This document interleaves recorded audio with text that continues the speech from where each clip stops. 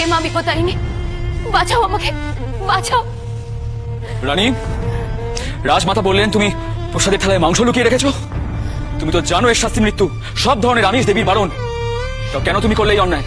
না মহারাজ, এই কাজ আমি কখনো করতে পারি না। কি বলছো তুমি? রাজমাতা মিথ্যাচারণ করছেন? না রাজন, না। তবে এই অনাচার আমি করিনি। তুমি করোনি? তাহলে কি তুমি করেছো এই অন্যায়? দেখুন তো রাজামশাই, পুজোর থালায় মাংস আছে কিনা। সত্যি আছে? নিশ্চয়ই আছে।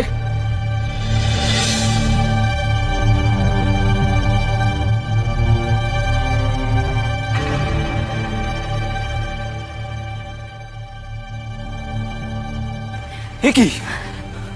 এ তো জবা ফুল।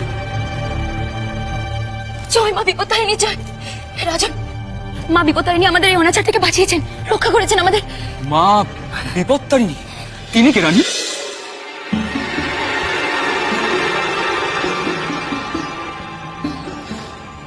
দেবী, ক্ষমা করুন দেবী, আমি আপনাকে চিনতে পারিনি। মা, মা গো, তুমি আমার বিপত্তারিণী। এই অধম তোমাকে চিনতে পারিনি মা, ক্ষমা করো, ক্ষমা করো আমায়। আমি বিপত্তারিণী, রক্ষা করাই আমার কাজ। আজ থেকে আমার পূজার প্রচলন করবে তোমরা।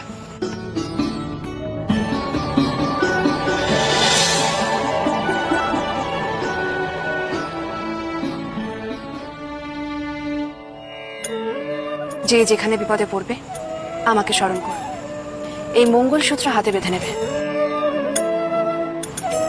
আমি রক্ষা করব। এইভাবেই মল্লভূমের রানীর মধ্যে দিয়েই বাংলায় প্রতিষ্ঠিত হয় মায়ের বিপত্তারিণী রূপ। ঘরে ঘরে ছড়িয়ে পড়ে তার ব্রত কথা। ভক্তের হাতে বাঁধা লাল তাগা হয়ে ওঠে মায়ের মঙ্গল চিহ্ন।